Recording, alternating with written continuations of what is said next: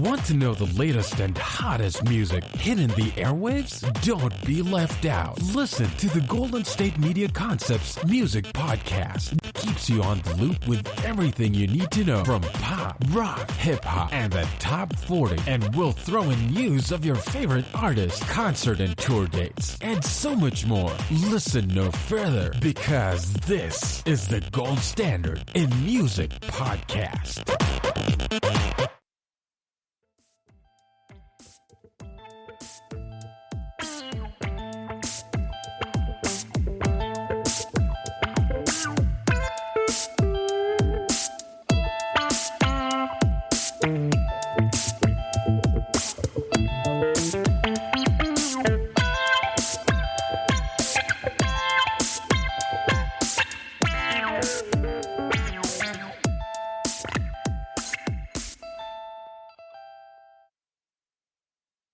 Hello, everyone, and thank you for tuning in to the GSMC Music Podcast, brought to you by the GSMC Podcast Network. I am your host, Lillie Holmes.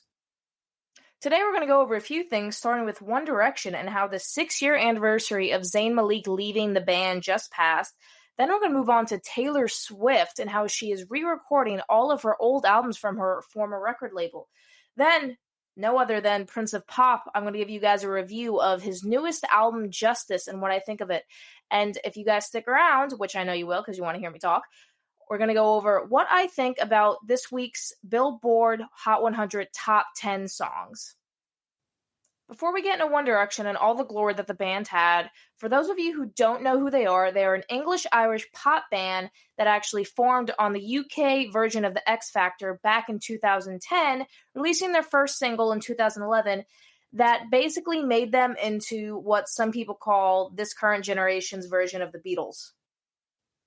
The boy band consisted of 5 members, including Niall, Harry, Zayn, Louis, and Liam, Niall putting the Irish in the English pop band. An interesting fact about One Direction that maybe not a lot of people know if they are not hardcore Directioners is all 5 of the boys had never actually met before when they tried out for the X Factor. They all tried out as individual solo artists. They, had never met before. The issue was Simon Cowell, along with the other judges on the panel, did not think any of them were good enough as solo artists. And after all of them trying and being very persistent that this is what they wanted to do, they wanted to sing, they wanted to make music, Simon Cowell came up with the idea that they could form a boy band, all 5 of them. And he thought they would be very successful with that. And he was right. The band went on to win a total of 242 awards out of 366 they were nominated for over the 5 years of their career. They released 5 studio albums. 4 of those studio albums did include all 5 members before Zayn Malik left in 2015. A few of those awards that the band won consist of some pretty prestigious award venues, such as the American Music Awards. They won Artist of the Year along with multiple other awards. Billboard, they won Top Duo/Group. They even won multiple VMAs, including Best Pop Video for a few of their songs. They even won 28 Teen Choice Awards. 28 is a lot of awards just from one award show, if you ask me. The band's first official single, called What Makes You Beautiful, got released in September of 2011, debuting on the UK charts at number 1. Of course, the song was going to do well in the boys' home country. Everyone has heard the song What Makes You Beautiful, and they've heard it at least once. If you haven't heard it at least once, get under from that rock you've been living under and get some sun, dude. The song was absolutely perfect for all tweens and teens. It is just a cookie-cutter love song. And don't get me wrong, it is catchy and boppy, and to this day, it's been released 10 years ago, and I still love it and sing along to it, and I know all the words to this day. It is a great song, and it was, I think, the perfect debut single for not only the band and their upcoming album, Up All Night, that got released in November of 2011. Up All Night actually sold 4 million copies worldwide. Up All Night became the UK's fastest-selling debut album of 2011. I was not a huge Directioner when the band first debuted. All my friends were, and as I've mentioned before, I am a huge believer. So my friends were Directioners, I was believers, and we all had our respected places with our boy crushes. I was kind of a closeted One Direction fan, you could say. I would not call myself a Directioner. That is a serious label that you do not want to put on yourself in middle school. But I do have my favorites off the album, being What Makes You Beautiful, One Thing, and More Than This. I think the album Up All Night was a very good debut album for the band. It did set a certain stage for the band as being younger and appealing to a younger audience, such as, tween girls and teenage girls. It didn't leave the band a lot of room for growth, in my opinion. Like I said, it really predicted their future for the years to come. And that actually became a problem for them in their last album. A lot of critics thought the album not only was a flop because Zayn was not in it, but because they didn't really have much maturity or growth in their voice, even though they have been together as a band, minus Zayn, for 5.5 years at that point. They were still singing the same tween, teen, cookie cutter love songs that, they think everyone wanted to hear. Out of all the albums that the band released in their 5.5 years together, I would say my favorite one would be their sophomore album that came out in 2012, Take Me Home. I would say this one is my favorite because it stepped away slightly from their cookie cutter songs in Up All Night, their first debut album together. Don't get me wrong, Take Me Home was still cookie cutter love songs, teeny bop type thing, but the love songs were sped up. They were a lot more danceable. They weren't as slowed down as the first album, which were a lot more serious love songs. These were more fun love songs, and I guess I liked the upbeat more. Now, after One Direction released the Up All Night album and they toured for it, and because they had such huge success, everyone was wondering, what are they gonna do next? Their next single that came out for the Take Me Home album before the album was released was Live While We're Young. And that was, in my opinion, you could say, second What Makes You Beautiful almost. It wasn't connected to What Makes You Beautiful in any way. It was just their second part of them saying we were not a one-hit wonder type thing, in my opinion. Live While We're Young was a upbeat song, just like I mentioned, the album Take Me Home is an upbeat song. It had a really fun music video to it with the boys being on like a campsite and they're in lakes and they're running through those big plastic balls. I think that single and that music video was just a great, fun way to introduce and, announce their sophomore album, Take Me Home. There were some other songs. Actually, I loved almost every single song on the album, if we're being honest with you. I think there were maybe only 2 or 3 that I would say, no, I don't have that on my playlist.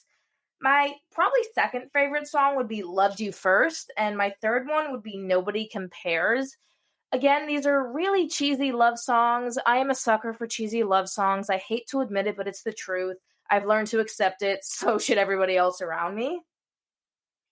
After One Direction released Take Me Home in 2012, the band went on to release their third studio album in 2013, Midnight Memories, and then in 2014, the band released their final album with all 5 of the members, naming the album 4. Now, I don't know if that was foreshadowing that Zayn was going to be leaving the band and there was only going to be 4 members. I haven't done too much research regarding that subject, but to be honest, even if that was the point, I don't think anyone would admit it. We know how the music industry can be with their secrets. Midnight Memories was a decent album, in my opinion. I only know a few songs off of it, including Best Song Ever, I think is probably my favorite. And that was one of the singles to the album to announce it before it came out.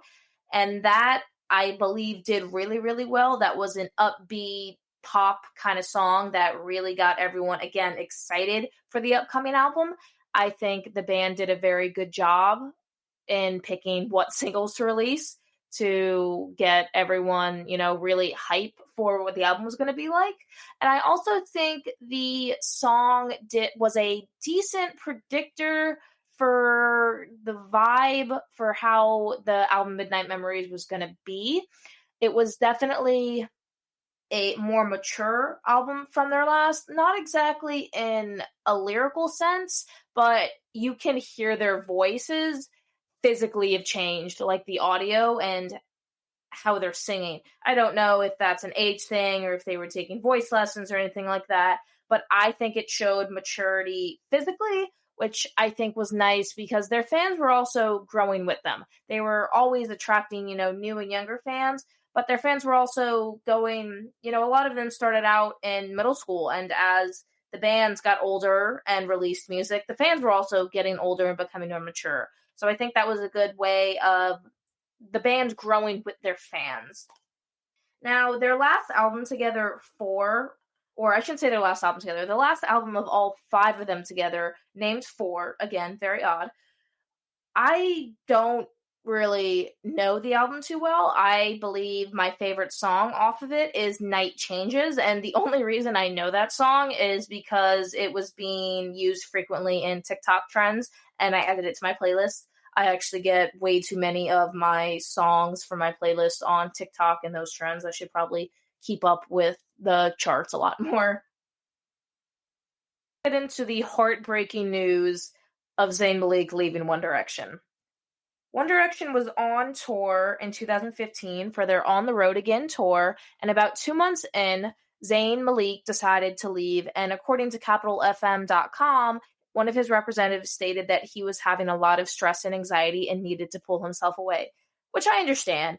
Everyone needs to take care of their mental health at the end of the day. And if he was really having a lot of stress and anxiety, and it was better for him to take a step back and take a break or go on a long hiatus, that's what needs to be done. After that happened, a lot of fans started speculating if there was some bad blood between him and the other members of the band, if he was getting ready to leave, or all other kinds of possibilities.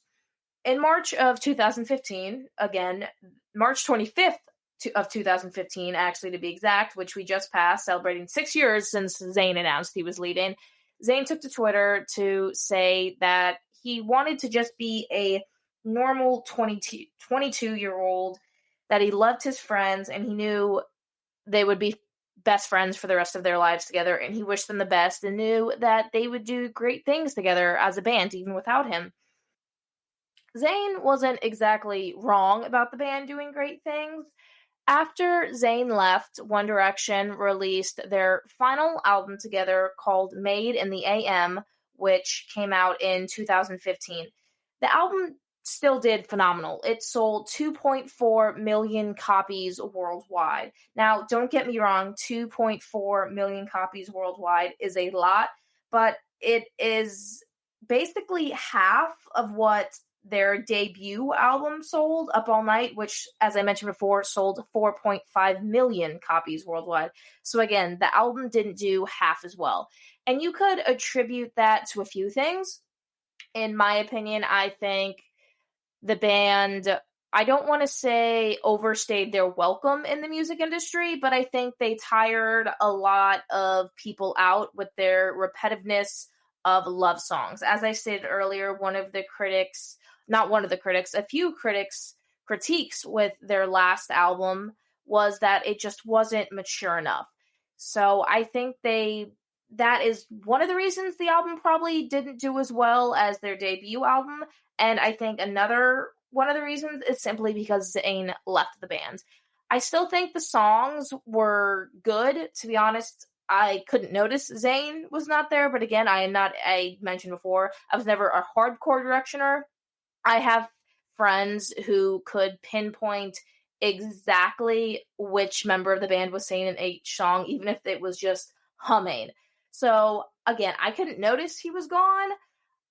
So I do think the album was good, but I think the reason it maybe didn't do as well, is some fans just felt really betrayed that they grew up with One Direction because of the time that the band debuted and compared to when the band split up and went on a quote-unquote indefinite hiatus.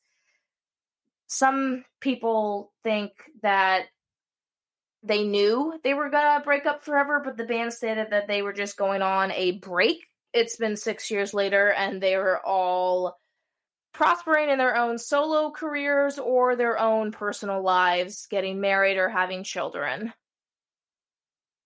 Considering One Direction has been coined as the Beatles of this generation, I think it was very hard for a lot of their fans when Zayn did decide to leave, and it is forever going to be etched in the music industry and the music industry's history as time will go on. When we come back from our break, guys, we're going to be talking about Taylor Swift and how she is re-recording all of her former albums after she has recently gotten the masters back to them. And then don't forget, later on, we're going to talk about what I think of the Billboard Top 100s and the top 10 songs on them. Be right back, guys. Always on the go, but the day just won't be one without your Hollywood fix. Let Golden State Media Concepts Entertainment Podcast take care of that. An all-inclusive look of pop culture.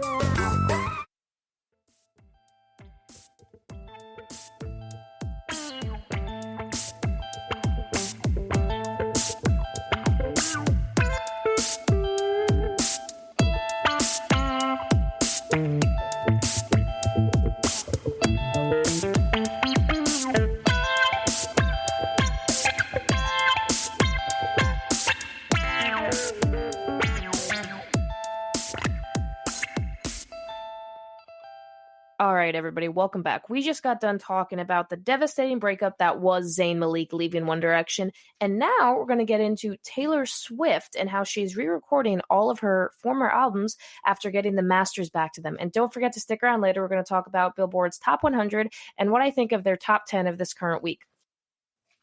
For those of you who don't know, masters are also known as the original recordings for an artist's work. So that means if a producer or a record label or sound engineers or anyone besides the artist owns the masters, that means they can license it out to whoever they want, and they'll be the ones collecting royalties on it. And in Taylor's case, her former label, Big Machine Records, that she signed with in 2005, owned all of the masters to all of her records. Important part of masters, because they are the original recordings, they are used for all later copies. A lot of artists who have been in the industry for a long time, they often will remake their work when their voice has matured or just when time has gone on, or re-record it for multiple reasons. And in Taylor's case, one of her biggest albums, Fearless, that came out in 2008, she really wanted to re-record it because the songs like You Belong With Me and Love Story were just monumental hits that absolutely broke numerous records, and everybody loved the songs. But because her former record label owned the masters to it, she was not able to re-record it because they owned the original recordings. And that is one of the reasons she fought so hard, and she has publicly came out and said that all artists deserve to own the masters to their original work.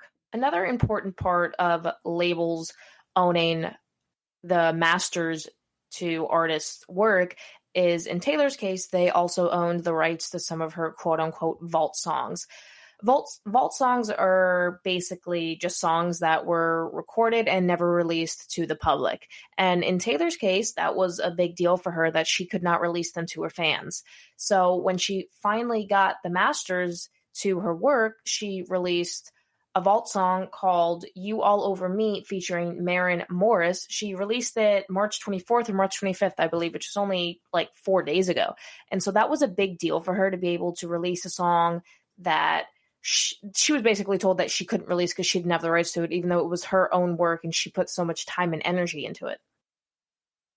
Personally, after listening to this vault song, You All Over Me, I don't think I even would have actually known that she recorded it so long ago if she wouldn't have said anything, in my opinion, because the song it sounds very mature, and tempo and the beat is also very similar to her recent album Folklore.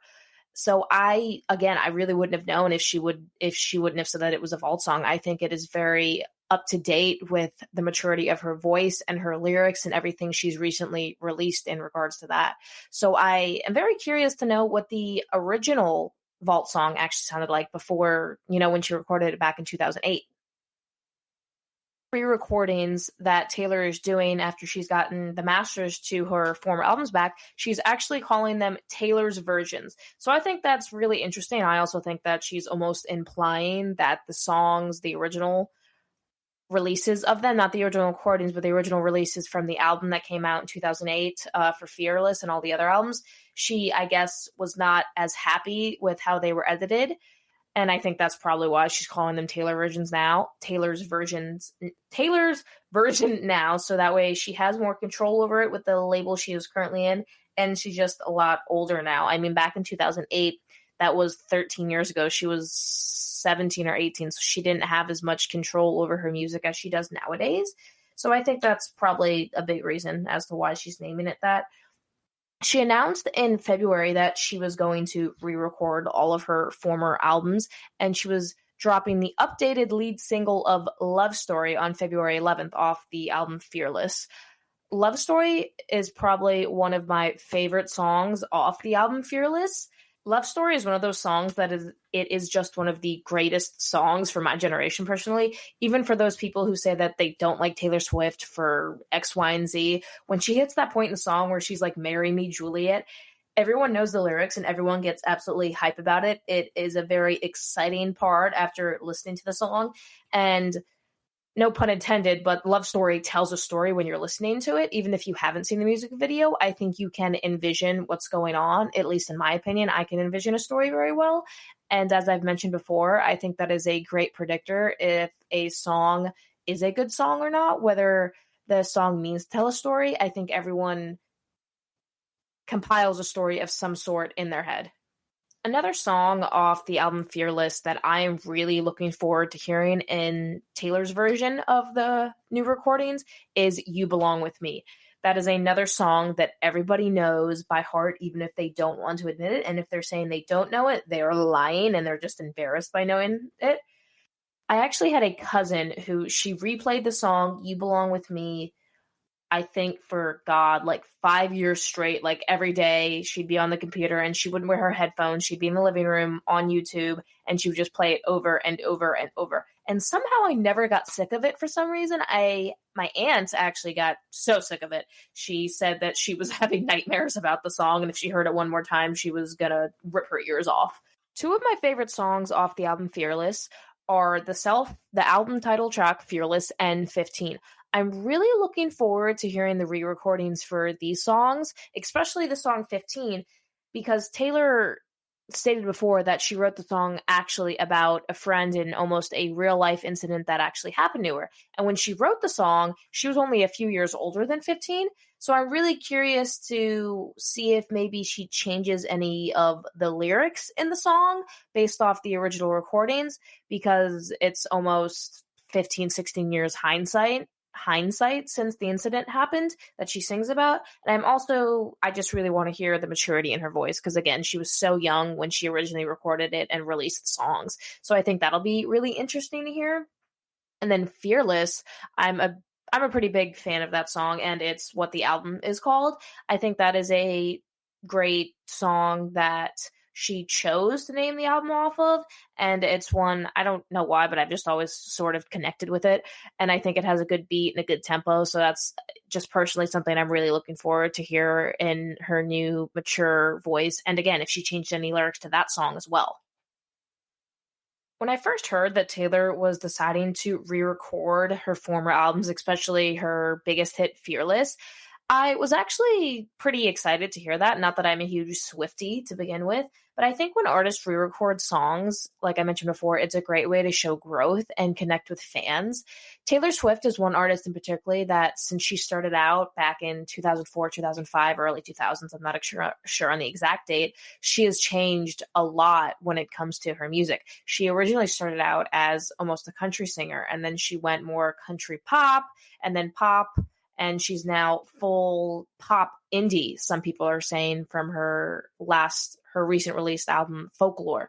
So I think her re-recording Fearless along with her other albums is a great way to kind of show the growth she's had throughout her career, because her voice has changed a lot since she recorded some of those albums 13, 14, 15 years ago. Something I didn't really think about much when I heard about Taylor re-recording all of her former albums is that she just recently got the opportunity to do that. I didn't realize that there was such a fight, you could say, between getting the rights to her masters back. This is a fight that actually I heard started in summer of 2019 when Big Machine Records got sold to one record company, and then the owner of that record company sold it to another person, and the rights and the masters to Taylor songs, along with a lot of other people, were locked down, and Taylor didn't have access to any of them. So re-releasing these songs means a lot more than just, singing songs again that she loved and you could say defined her career. It means how important those songs were to her and that she has access to recreate them, especially because they were songs that, in my opinion, really defined my generation, like I said before. Taylor Swift took to Instagram to say that artists should own their own work for so many reasons. And quite frankly, I agree with her. Like I said before, I didn't know that this re-releasing of the albums was such a big deal for her, and more than just re-recording songs she loved. It means she's in control of her work that she worked hard on for so long and she put blood, sweat, and tears into. I think there is not enough awareness out there about how important it is for artists to own their own masters. I've been looking into it, and I've actually seen a lot of artists coming forward and saying that they're getting their contracts changed so that they are in control of the rights to their masters, because there have been a lot of instances where artists leave record labels, but they don't have access to their original recordings, and that they can't go on with those songs. They can't bring them to a new label or recreate them or even use them for things like advertising and to collect royalties for stuff like that, because they don't own it, the record label or sound engineer or whoever owns it. Growing up being such a big fan of music and just being naive to the music industry, I wasn't aware that, one, the music industry is so political and that there is so many legality issues when it comes to signing contracts and artists owning the rights to their work.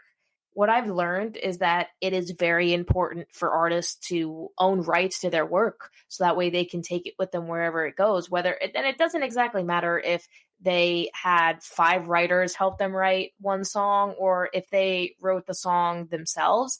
I think they should be entitled to do whatever they want with their music. The way I look at it is artists not being able to take their songs and their albums elsewhere when they decide to leave the label, but the label gets to keep the songs and license them out and collect royalties on it, is the same thing as, art galleries selling artist's piece of work and not giving them credit and not giving them any of the money received from it. It's the same thing and it's no better. People deserve credit for their work, whether they got help or whether they didn't. Something I think we can all agree on that comes out of this public fight that Taylor has had with her former record label and other managers and other people is that not only people in the music industry and upcoming artists, but any upcoming actors or anything, they should be more aware of the legality of contracts, and maybe record labels shouldn't be so in control of artists' work as much as they are now. And that goes the same for, movies and all kinds of other acting deals and sports and sponsorships and all kinds of that. There are just so many instances where artists do not have complete control over their abilities and their work. And I think that's really unfair, considering they're usually doing the brunt of the work and they're creating and they're the ones making the money, because without their talent, there wouldn't be anything to do. Don't get me wrong at all. Record labels and management and the teams that these artists work with definitely have a big deal to do with helping the artists succeed and get to where they want to be, because it's not very often in the industry that an artist can do every single part of their job by themselves when it comes to, you know, building an itinerary, setting up studio space, writers, and all that stuff. So again, the team definitely has a big part of it. I'm not saying they don't do anything, but I think there should definitely be more reward, I should say. There should be just more capability for an artist on deciding what they want to do with their work and not have it completely pulled out of their hands when, again, they created it and they're the ones with the talent. Another important part of artists owning the rights to their masters is that it gives them the opportunity to maximize their money-making opportunities. And I know a lot of people might think, well, artists make enough money to begin with. They're already billionaires and millionaires.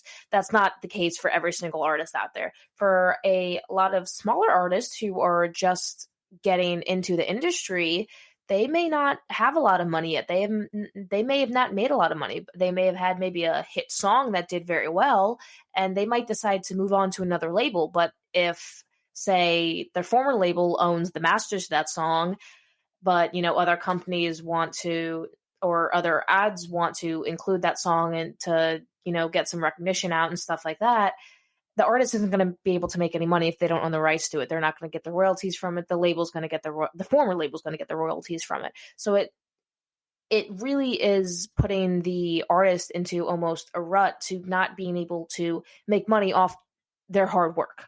I've never been a huge Taylor Swift fan, as I mentioned before. I definitely do have my favorites of her songs. Most of them are, you know, off her former albums, just stuff I kind of grew up listening to. It's almost like a nostalgia thing, in my opinion.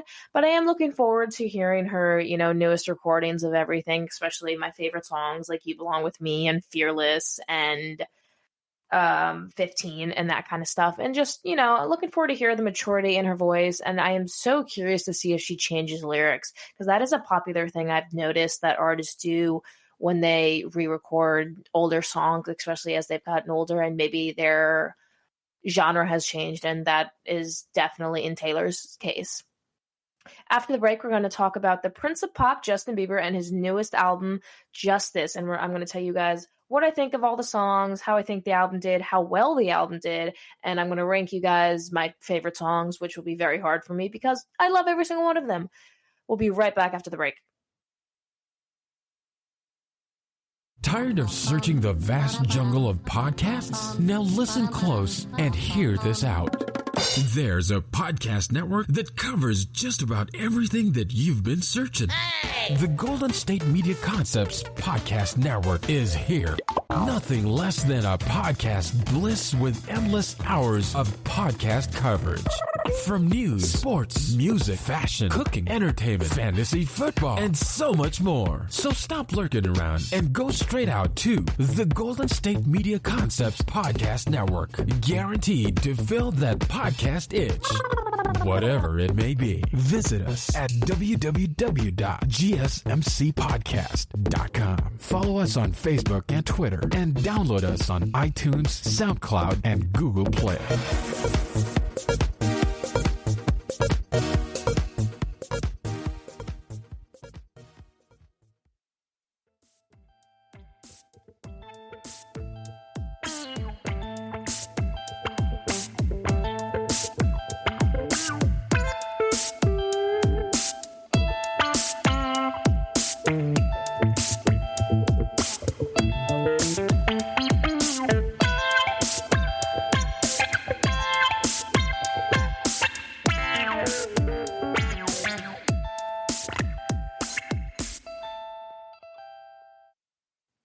Welcome back, everyone. I hope you guys all had a nice bathroom break, grabbed a snack, grabbed a drink, do whatever you got to do. We just got talking about Taylor Swift and how she is recently gaining control over her career and all of her work.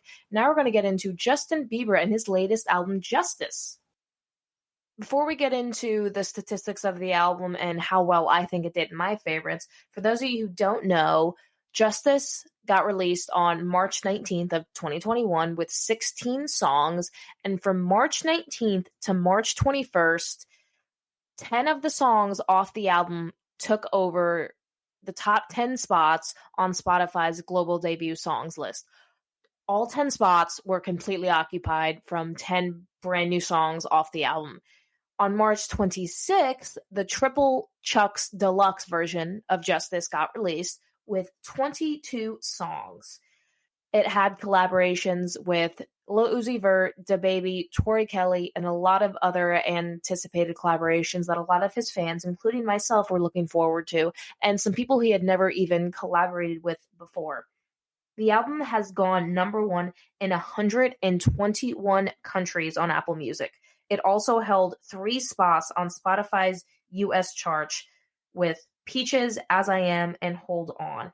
That is absolutely insane. That I anticipated the album to do very well. I didn't think it would do this well this fast, considering he released his former album Changes only a little bit over a year ago. If this was his first album since his last release of Purpose back in 2015, I would not be as surprised, but for it to do this well when he released an album a little over a year ago and has been pretty active as far as performances and music videos, I think it is absolutely extraordinary that the album did so well in such a short amount of time. He's obviously done this well with music before in the past. I mean, he's Justin Bieber. Everyone knows how talented he is at this point. Whether people like it or not, he's always breaking some kind of records and always, you could say, shocking people, but at this point, in my opinion, it's not really a shock when he does so phenomenal when it comes to breaking records and those kinds of things.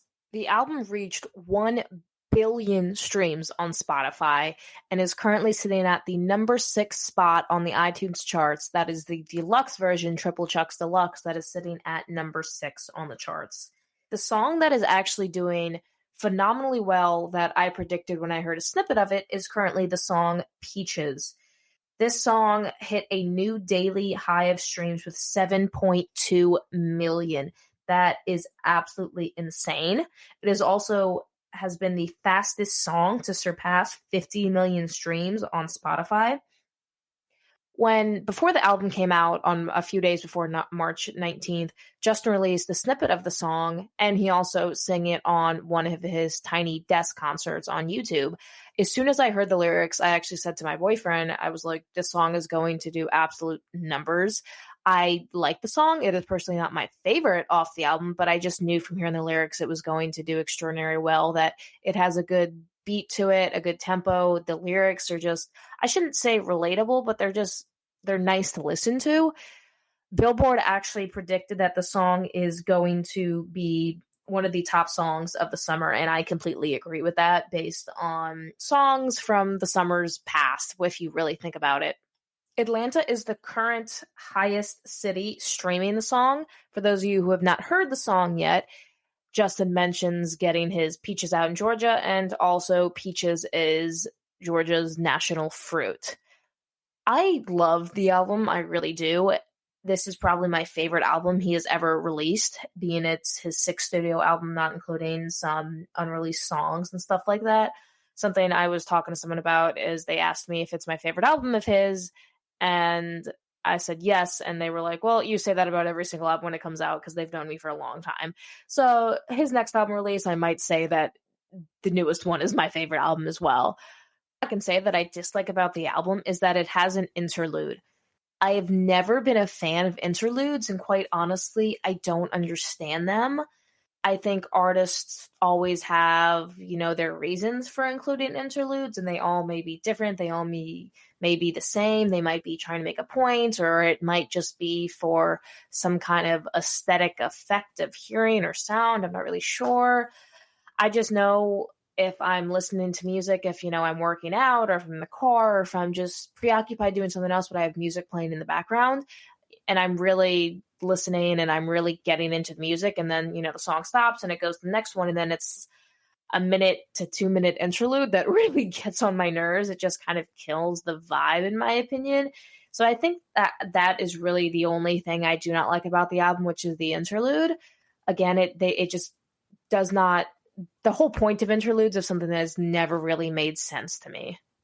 Besides the interlude, there is nothing about the album that I truly do not like. There is not one song on there that I have not added to my playlist because I don't like it. I definitely have my favorites and then my least favorites, but I definitely love every single song on the album, not included the interlude because I do not count that as a song. That is just a track on there. I'm going to give you guys my top favorite 5 songs from the album, starting with number 5. So for number 5, I have There She Go featuring Lil Uzi Vert, that actually was released on the Triple Chucks Deluxe version. That is a tongue twister for sure, that came out on March 26th. I like this song because I didn't get to hear it when the album first came out because it was on the deluxe version first off, and I think it's a little more mature and sped up compared to a lot of the other songs on the albums.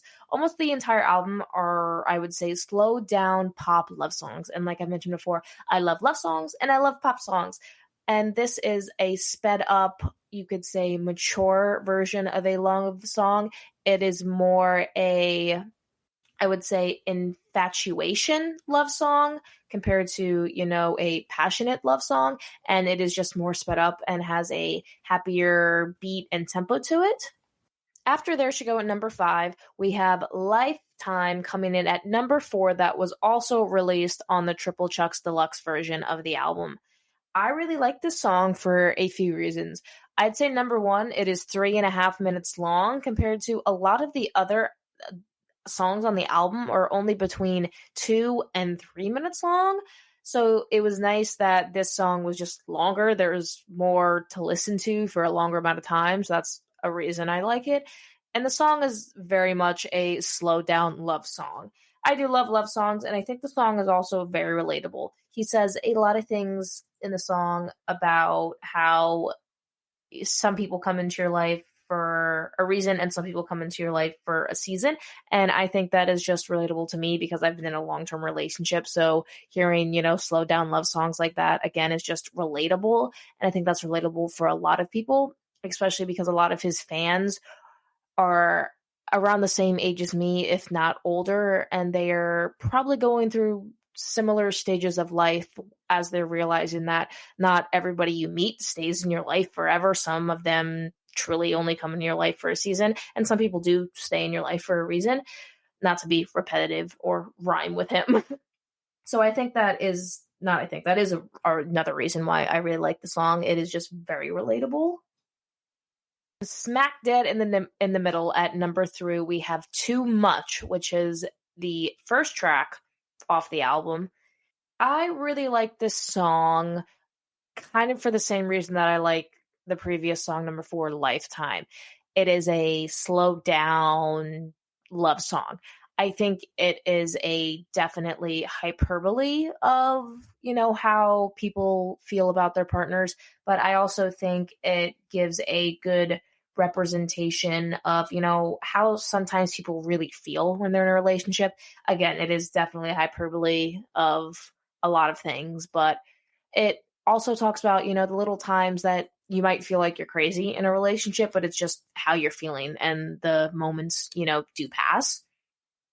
At number 2, my number 2 and my number 1, I went back and forth on which one I should have number 1. So number 2, I have As I Am featuring Khalid.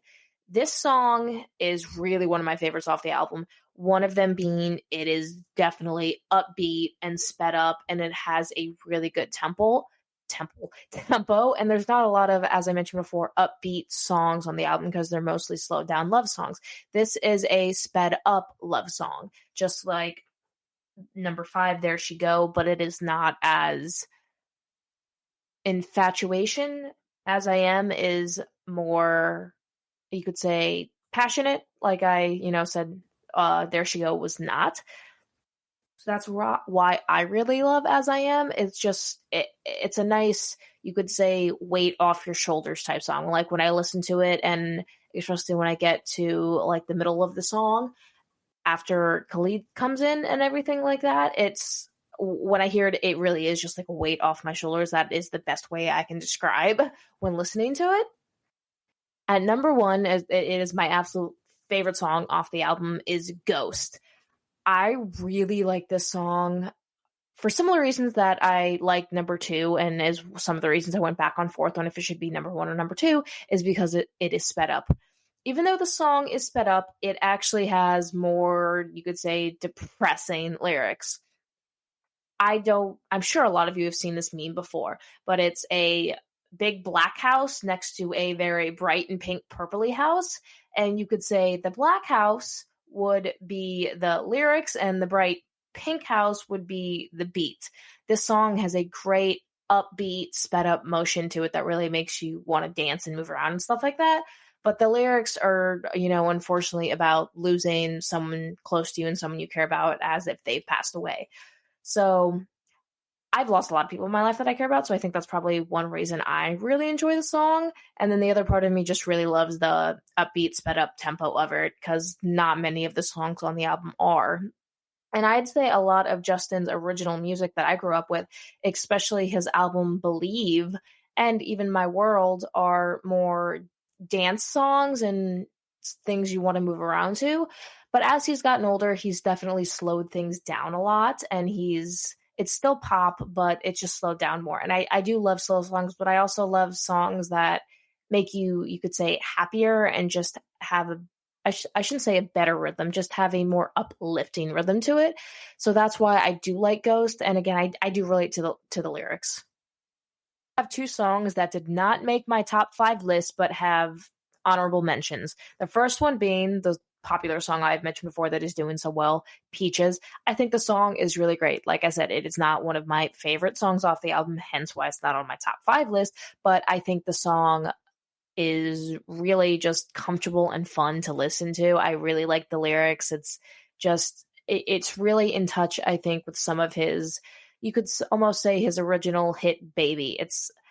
It's not in touch as far as, the same kind of lyrics, but it's definitely just catchy and it's just something people want to listen to. So I really do like it. Again, not one of my favorites, hence why not on the top 5 list, but honorable mention. And the other honorable mention is the song Somebody. I really like that song. It did not make my top 5 list, but it is definitely, out of all of the 22 songs on the deluxe version of the album, it's definitely up there. I think this song is, again, one of the songs aligned with the upper beat tempo. It's still a love song. I do love songs, but it's more upbeat. And I have mentioned multiple times at this point, I really do like upbeat stuff that is just more freeing and carefree. And it just makes you happy to listen to. You know what? I lied to you guys earlier. Earlier, I said that my only quarrel with the album was that it had an interlude. I have another quarrel with the album, and it is that almost all of the songs are so short. I've been listening to Justin Bieber since he came out in 2009, and this album, I have got to say, has some of the shortest songs out of all the songs and albums he's ever released. I mean, the majority of the songs in this album are between 2 and 3 minutes long, and they're all great songs. It's just I wish they were longer. I'm not exactly sure why they're so short. I don't know if he's changed anything as far as recording style and writing, or if he edited certain stuff out for lengthy purposes. I'm not really sure. So I guess is another issue I have with the album, is that the songs just aren't long enough. I mean, if you look at his album journals, he has some songs on there that are 4.5 minutes long. So the fact that some of the songs on this album are only about 2.5 minutes is just very strange to me. But again, other than that, I really do love everything on the album besides, short songs and the interlude. I hope I have all encouraged you to go listen to Justin's new album, Justice. And if you decide not to listen to it, something tells me you're probably going to have the song Peaches stuck in your head sometime soon, just like you probably had the song Baby stuck in your head when it came out over 10 years ago now. After we come back from the break, guys, we're going to talk about Billboard's top 100 list and the top 10 songs they have on it for the week of March 21st to March 28th. And I'm going to let you guys in if I think those songs deserve to be there, because I know my opinion means the entire world to all of you. We'll be right back in a few minutes, guys. Watching TV has changed over time. Streaming has become the new norm. That's why Golden State Media Concepts television podcast dives headfirst to the world of cord cutting. Want to be on the loop of what's hot in Netflix? Or if it's not a preference, what about original shows in Hulu? We've got you covered. Join us as we fill in the blanks and talk about movies to stream and what show you should be binging. This is the Golden State Media Concepts television podcast.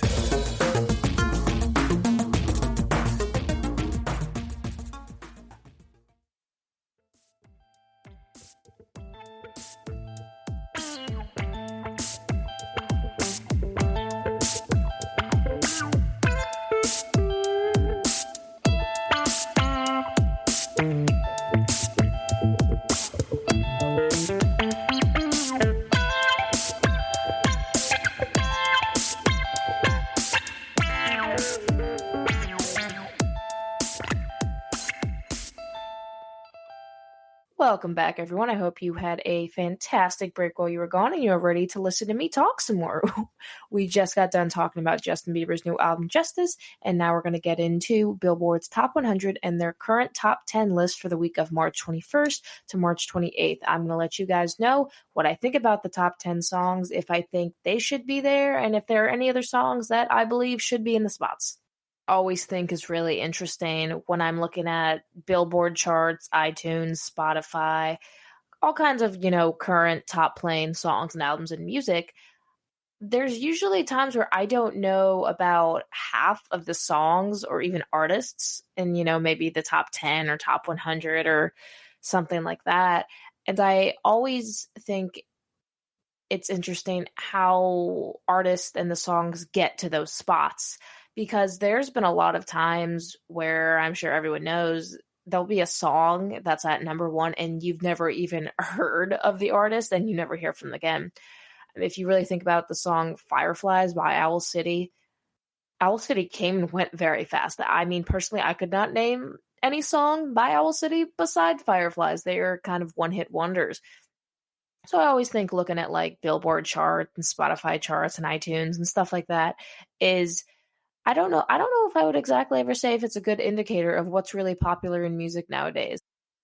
Now, for the week of March 21st to March 28th, I only did not know 3 out of the 10 on the top 10 for Billboard's Hot 100.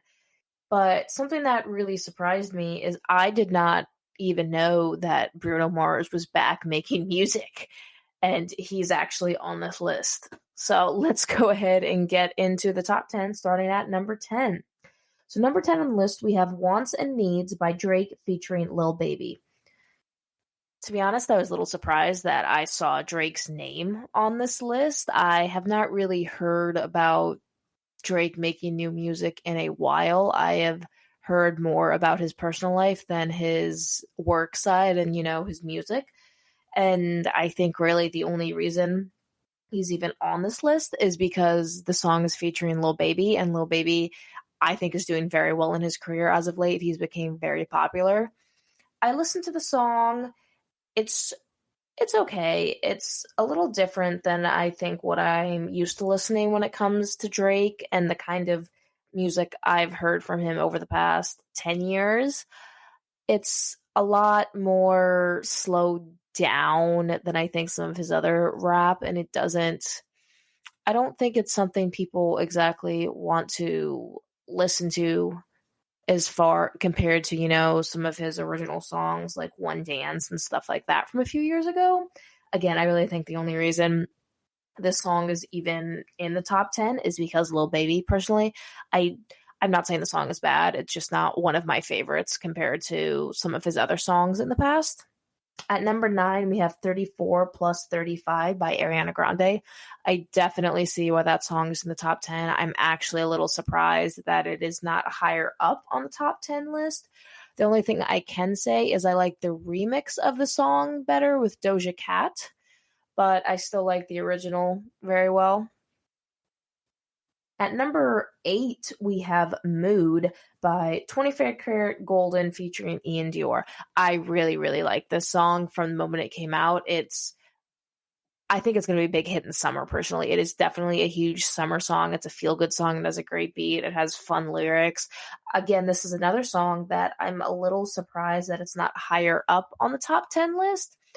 And Mood, actually, just like 34 plus 35, I actually like the remix with Justin Bieber better. And that's not exactly because Justin Bieber's in it. It is because the remix of Mood actually has some Spanish lyrics in it, and I really enjoy Spanish music, actually. I don't speak Spanish, and I don't understand it, but I really enjoy listening to it for whatever reason. At number 7, this is absolutely no surprise to me. We have Levitating by Dua Lipa featuring DaBaby. Dua Lipa did absolutely phenomenal at the Grammys, taking home, as far as I'm concerned, not enough, in my opinion. I think she deserved to win more than she did, but she still did absolutely fabulous. She had a great performance, and the song Levitating is just really catchy, and I really enjoy it, so I'm not surprised. I think that very much deserves to sit there, in my opinion, especially because the rapper DaBaby is in it, and he is doing very well and is very popular as of late. At number 6, we have Blinding Lights by The Weeknd, which has been on the Billboard charts for an astonishing 67 weeks. That is more than an entire year that he has held a spot on the charts, which is really incredible in my opinion. I am a fan of The Weeknd. I'm not a huge fan of The Weeknd, and I do like this song. I am a little surprised that it is, one, been on the Billboard top 100 for over a year now, and 2 is in the top 10 still. Again, I do like the song. It doesn't appeal to me as much as I'd say number 9 with 34 plus 35 by Ariana Grande, or Mood at number 8 with 24 Golden Carat and Ian Dior, but I definitely am a fan of the song. It has a, I would say, different tempo and beat than The Weeknd has done in his previous albums, but I still think it's a good song.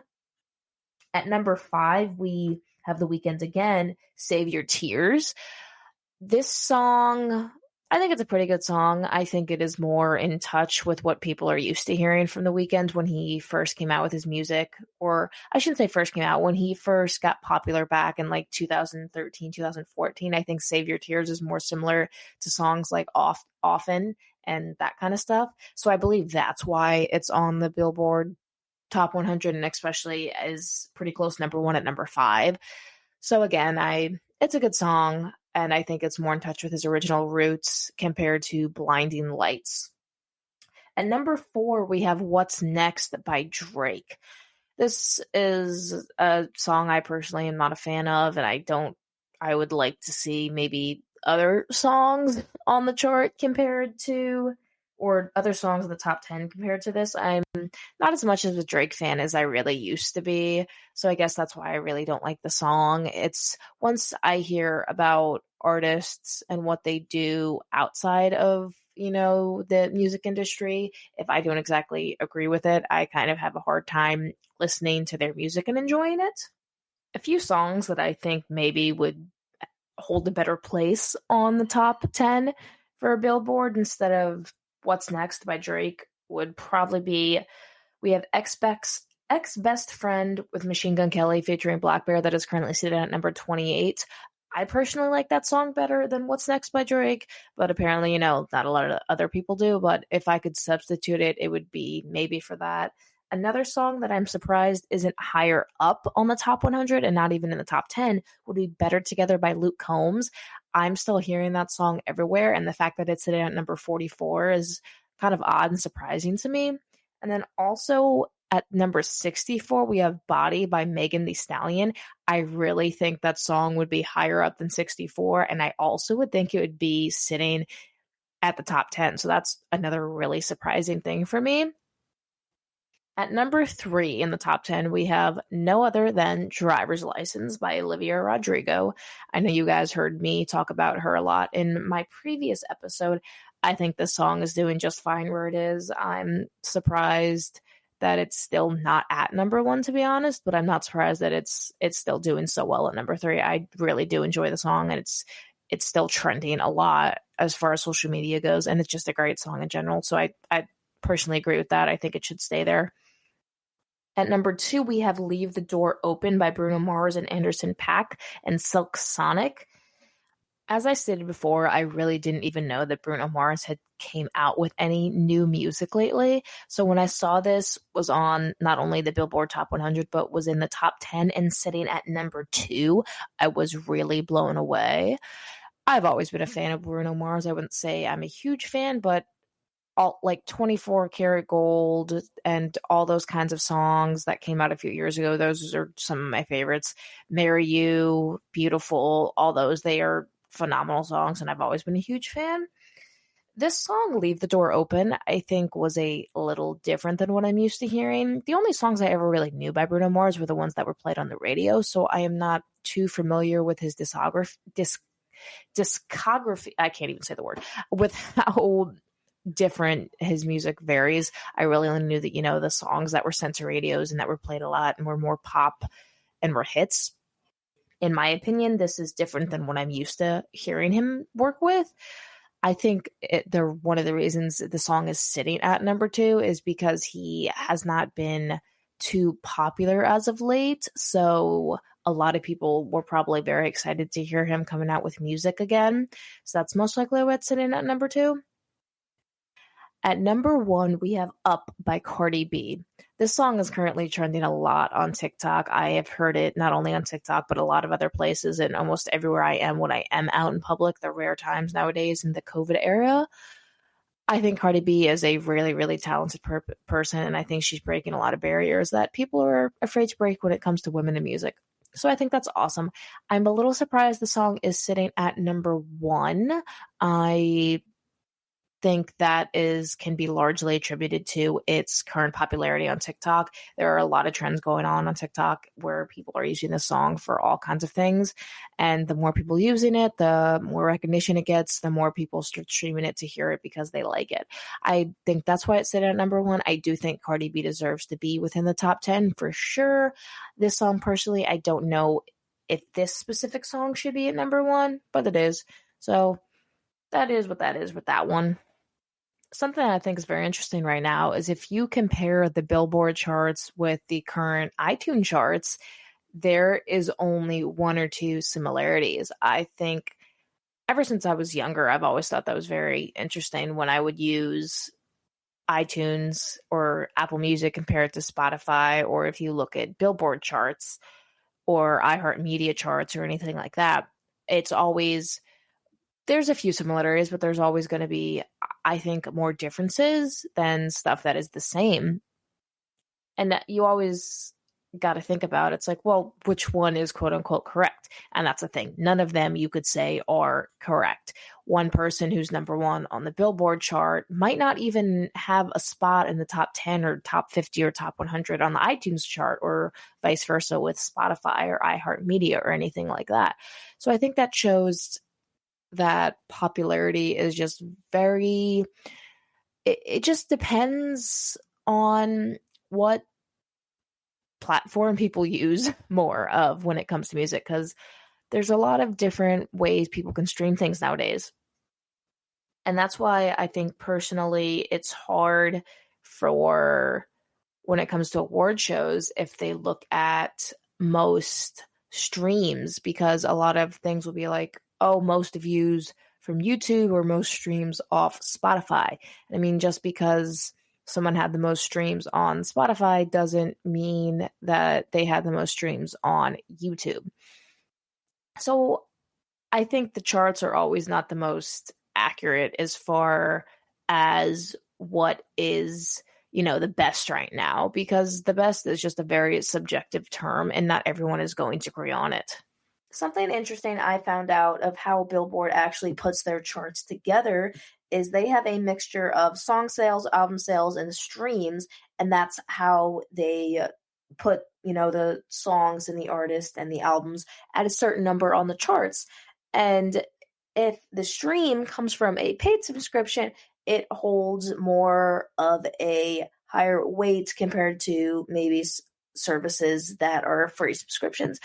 So I think you could say that the Billboard charts have a more accurate findings of, what's really popular right now and what's going on, and if the songs are being streamed on multiple platforms and there's a lot of sales and there's a lot of album sales and the artist really is doing that well compared to if you only look at one particular streaming service where they're only really doing statistics from their particular streaming service compared to Billboard, who pulls from numerous different services to really get an accurate assumption of the sales and how well something is actually doing.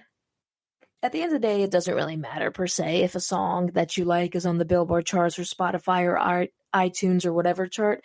You like what you like, and the charts are only subjective at the end of the day. Just because something is being streamed and everyone else likes it doesn't exactly always mean you're going to like it. Thank you guys for listening to me talk about the likes of One Direction, Taylor Swift, Justin Bieber's new album, and my thoughts on the Billboard charts, because I know you guys care about my opinion so very much. Once again, I want to thank you guys for listening to the GSMC Music Podcast, brought to you by the GSMC Podcast Network. I'd like to ask you guys to please remember to subscribe to the show and write a nice review and let me know how I'm doing. It really helps everyone out. Let me know what you guys want to listen to, any ideas that are in your brain. Also, go ahead and give us a follow on Facebook, Twitter, and Instagram. We really appreciate it. Keep you updated with what is going on in all of our latest show. Thank you guys. Stay healthy. Take your vitamins.